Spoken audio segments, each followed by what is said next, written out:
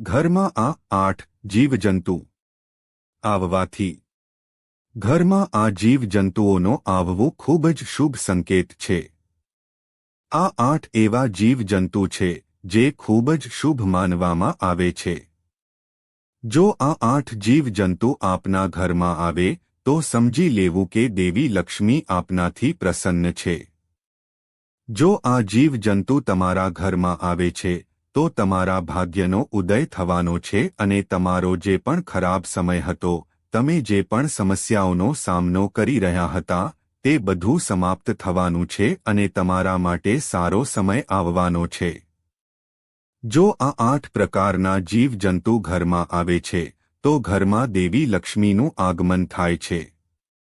એ જીવજંતુઓ વિશે જાણીએ એ પહેલા આ વિડિયોને લાઇક કરજો, ચેનલને પણ સબસ્ક્રાઇબ કરજો અને કોમેન્ટ બોક્સમાં જય માં લક્ષ્મી જરૂરથી લખજો અને વિડિયોને છેલ્લે સુધી જોતા રહેજો. એક ગરોળી. ગરોળીને દેવી લક્ષ્મીનું પ્રતીક માનવામાં આવે છે. એવા ઘણા લોકો છે જે ગરોળીને મરી નાખે છે, પરંતુ તમારે તેને ન મારવી જોઈએ. તમારે આવું ન કરવું જોઈએ. ગરોળી એ માતા લક્ષ્મીની નિશાની છે. શ્રી વિષ્ણુ પુરાણ અનુસાર એવું કહેવામાં આવે છે કે જો તમે તમારા પૂજા રૂમમાં દરરોજ ગરોળી જુઓ છો અથવા તમે પૂજા કરતા હોવ ત્યારે તમારી નજીક ક્યાંય પણ ગરોળી જોવા મળે છે, તો એ સંકેત છે કે તમારું ભાગ્ય ખૂબ જ જલ્દી સુધરશે અને તમારા ઘરમાં દેવી લક્ષ્મીનું આગમન થવાનું છે. ગરોળી ખૂબ જ શુભ સંકેત લાવે છે. જો તમને ક્યાંય 2 પૂંછડીવાળી ગરોળી દેખાય તો સમજી લેવું કે તમારા ઘરમાં સુખ સમૃદ્ધિ આવવાની છે. ગરોળીને માતા લક્ષ્મીનું સ્વરૂપ માનવામાં આવે છે, એટલા માટે ભૂલથી પણ ગરોળીને ક્યારેય ન મારવી જોઈએ. 2 કાચબો. જ્યોતિષશાસ્ત્ર અનુસાર જો તમારા ઘરમાં કાચબો આવે છે તો તે પણ એક શુભ સંકેત છે. જો તમારા ઘરે કાચબો આવે છે તો સમજી લેવું કે શ્રી ભગવાન વિષ્ણુ સ્વયં તમારા ઘરે આવવાના છે, કારણ કે કાચબો ખૂબ ભાગ્યશાળી લોકોના ઘરે આવે છે. શ્રી હરિ વિષ્ણુ તમારા ઘરમાં પ્રવેશ કરવાના છે. ઘરમાં કાચબાનું આગમન ખૂબ જ શુભ સંકેત માનવામાં આવે છે. જો તમારા ઘરમાં કાચબો આવે છે તો તેનાથી સકારાત્મક ઉર્જાનો પ્રભાવ વધે છે, કારણ કે કાચબાને ભગવાન વિષ્ણુનો કચ્છ અવતાર માનવામાં આવે છે. ઘરમાં તેના આગમનથી દેવી લક્ષ્મી પ્રસન્ન થાય છે અને સુખ, સમૃદ્ધિ અને શાંતિમાં પણ વધારો થાય છે.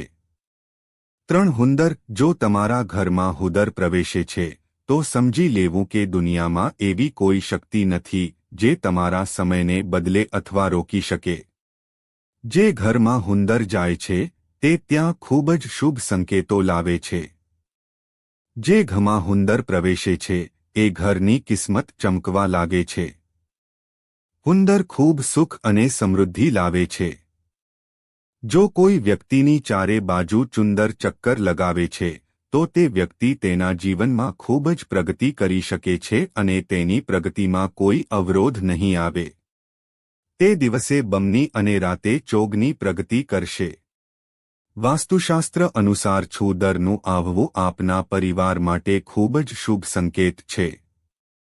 જો આપના ઘરમાં હુંદર આવે છે તો તે ઘણી દિનચર્યા બદલાઈ જાય છે અને પરિવારમાં ખુશીઓ આવવા લાગે છે. દેવી લક્ષ્મીની કૃપા હંમેશા તમારા પરિવાર પર બની રહે છે. જો કોઈ વ્યક્તિના ઘરની આસપાસ ચારે બાજુ હુદર ચક્કર લગાવે છે તો તેને અચાનક ઘરની અંદર ધન પ્રાપ્તિના સંકેતો મળે છે. જો તમે વેપાર કરો છો તો શક્ય છે કે તમને અચાનક તમારા ધંધામાં પૈસા મળી શકે.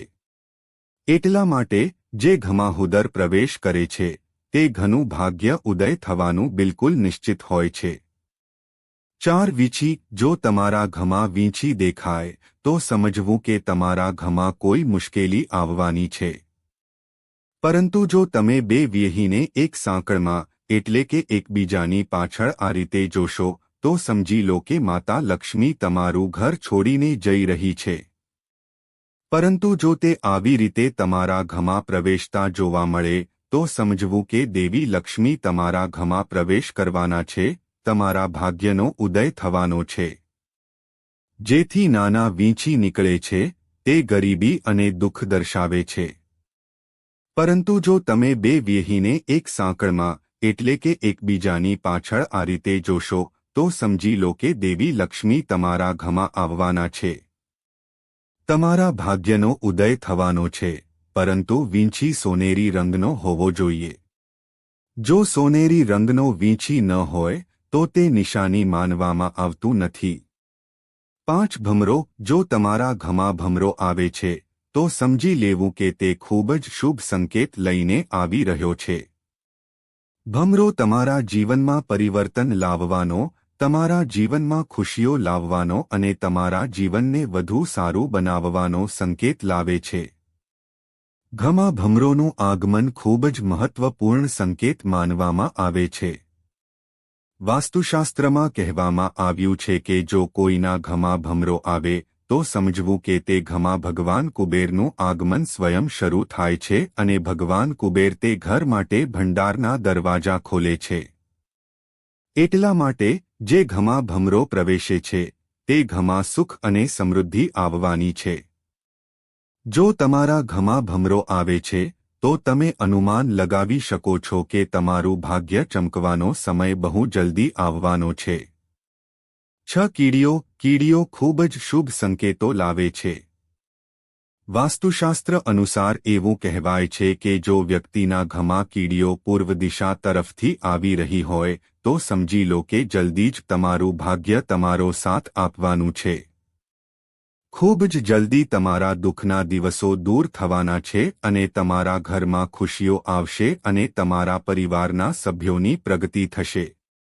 જો કીડી પશ્ચિમ દિશાથી બહાર આવે તો સમજી લેવું કે તમે યાત્રા પર જવાના છો. તમે તમારી પસંદગીના કોઈપણ સ્થળની મુલાકાત લઈ શકો છો. તમે કોઈ શુભ યાત્રા પર જવાના છો. જો કીડીઓ ઉત્તર દિશાથી બહાર આવે છે તો સમજી લો કે તમારા ઘરમાં ખુશીનો માહોલ આવવાનો છે. જો તમારા ઘરમાં લગ્ન સંબંધિત કોઈ સમસ્યા ચાલી રહી હતી તો તે હવે દૂર થઈ જશે. જો દક્ષિણ દિશાથી કીડીઓ બહાર આવતી જોવા મળે અથવા દક્ષિણ દિશાથી કીડીઓ તમારા ઘરમાં પ્રવેશતી જોવા મળે તો તમારે સમજી લેવું જોઈએ કે તમને અચાનક ક્યાંકથી પૈસા મળવાના છે અને તમે પ્રગતિ કરવા જઈ રહ્યા છો. કીડીઓ ખૂબ જ શુભ સંકેત આપે છે. જો શક્ય હોય તો કીડીઓને દરરોજ ખાંડ મિશ્રિત લોટ ખવડાવવો જોઈએ. આ ખૂબ જ શુભ સંકેત છે. તેનાથી તમારા અવરોધો દૂર થાય છે અને તમે પ્રગતિના માર્ગ પર આગળ વધો છો. એટલા માટે જો શક્ય હોય તો તમારે દરરોજ કીડીઓને ખાંડ મિશ્રિત લોટ ખવડાવવો જોઈએ. 7 મધમાખી તમે મધમાખીનો મધપૂડો જોયો જ હશે. જો મધમાખીઓએ તમારી આસપાસ કે તમારા ઘરમાં મધમાખીનો મધપૂડો બનાવ્યો હોય તો તે ઘરમાં ક્યારેય બરકત નહીં આવે. તેના નસીબમાં ઘણા હિંદ્રો છે. જે રીતે મધમાખીના મધપૂડામાં નાના નાના કાના હોય છે અને લાખો હજારો હિંદ્રો હોય છે, એ જ રીતે જેના ઘરમાં મધમાખીઓ રહે છે એ ઘણા લોકોના નસીબમાં એટલા કાના છે કે તેમનું નસીબ સાથ નથી આપતું. એટલા માટે તમારા ઘરમાં મધમાખીને મધપૂડો બનાવવામાં ન દો. 8 પતંગીઓ જેમણે ઘરમાં પતંગિયું આવવું જોઈ છે તે ઘર માટે ખૂબ જ શુભ સંકેત લાવે છે. પતંગિયું સતરંગી હોય છે અને તે ખૂબ જ સુંદર દેખાય છે. જે રીતે પતંગિયું રંગબેરંગી હોય છે તે એવા રંગો જેમ કે તમારા જીવનમાં ખુશીઓ લાવે છે અને એ તમારા જીવનમાં રંગો ફેલાવે છે. એ તમારા જીવનને ખુશીઓથી ભરાઈ જાય છે અને તમારા ઘરમાં સુખ અને સમૃદ્ધિ આવી જાય છે. એટલા માટે ઘરમાં પતંગિયાનું આવવું ખૂબ જ સારું માનવામાં આવે છે. વાસ્તુશાસ્ત્રમાં કહેવામાં આવ્યું છે કે જ્યારે પણ કોઈના ઘરે પતંગિયું આવે છે ત્યારે તે હંમેશા શુભ સંકેતો લઈને આવે છે અને ઘરમાં સુખ અને સમૃદ્ધિ આવે છે. આ માટે જ્યારે પણ તમારા ઘરે પતંગિયો આવે તો તેને મારશો નહીં. જો આવા જીવજંતુ તમારા ઘરમાં પ્રવેશ કરે છે તો તમારે તમારા ઘરની પવિત્રતા અને સ્વચ્છતા પર ખાસ ધ્યાન રાખવું જોઈએ. તમારું ઘર કોઈપણ ગંદકીથી મુક્ત હોવું જોઈએ. જો ક્રોડિયાના ઝાડા હોય તો તેને સાફ કરો. ક્રોડિયાને ક્યારેય ઘરમાં ન રહેવા દો. ક્રોડિયાના ઝાડાને તરત જ સાફ કરો, કારણ કે તે ઘણી પ્રગતિ માટે અવરોધરૂપ બની શકે છે. ક્રોડિયાના ઝાડાને કારણે દેવી લક્ષ્મી ઘરમાં પ્રવેશતા નથી. એટલા માટે ક્રોડિયાના ઝાડાને હંમેશા તમારા ઘરથી દૂર રાખો. મિત્રો, જો આ માહિતી તમને ગમી હોય તો વિડિયોને લાઇક કરો અને ચેનલને સબસ્ક્રાઇબ પણ કરો.